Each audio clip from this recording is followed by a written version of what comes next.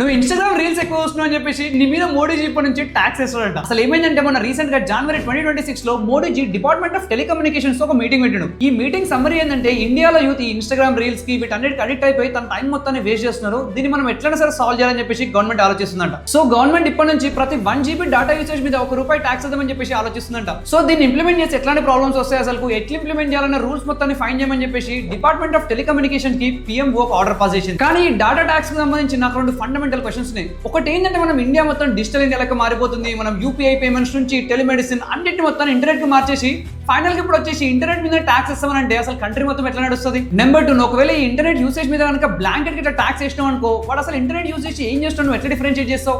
ఎందుకంటే నేను ఇప్పుడు అసలు ఇంటర్నెట్ యూజ్ చేసి సోషల్ మీడియా వాడుతున్నా, లేదంటే గూగుల్కి వెళ్ళిన రీసెర్చ్ పేపర్ చదువుకుంటున్నా, లింక్డ్ఇన్కి వెళ్ళిన జాబ్ అయినా అప్లై చేస్తున్నా అని చెప్పేసి నువ్వు డిఫరెన్షియేట్ చేయలేమన్నట్టు. ఈ ట్యాక్స్ ద్వారా మనము ఆన్లైన్ కోర్సెస్ ద్వారా చదువుకుంటున్న స్టూడెంట్స్ ని, వర్క్ ఫ్రమ్ హోమ్ చేసే వర్కింగ్ ప్రొఫెషనల్స్ ని, ఫ్రీలాన్సర్స్ ని అందరినీ పనిష్ చేస్తామన్నట్టు. ఒకవేళ మీ ప్రాబ్లమ్ కనుక యూత్ సోషల్ మీడియాకి అడిక్ట్ అవ్వడమే అనుకుంటే ఇప్పుడు మన ఆస్ట్రేలియాలో ఇంప్లిమెంట్ చేశారు కదా, అట్లాంటి లా గురించి మనం థింక్ చేయాలి. కానీ ఇట్లా బ్లాంకెట్ ట్యాక్స్ చేయడం అనేది కరెక్ట్ కాదు. కాకపోతే గవర్నమెంట్ ట్యాక్స్ చేయడానికి ఎందుకు మొగ్గు చూపుతుంది అంటే, అరే బై ఈ ట్యాక్స్ చేసే గవర్నమెంట్ ఇయర్లీ సుమారు 22,000 కోట్ల ఆదాయం వస్తుందంట. సో ఫైనల్లీ గవర్నమెంట్ ఏం డిసిషన్ తీసుకుంటుంది అనేది మనం చూద్దాం. కానీ అంతకంటే ముందు ఈ రీల్ ని ఇన్స్టాగ్రామ్ రోజంతా వాడే మీ ఫ్రెండ్స్ తో షేర్ చేసేయండి.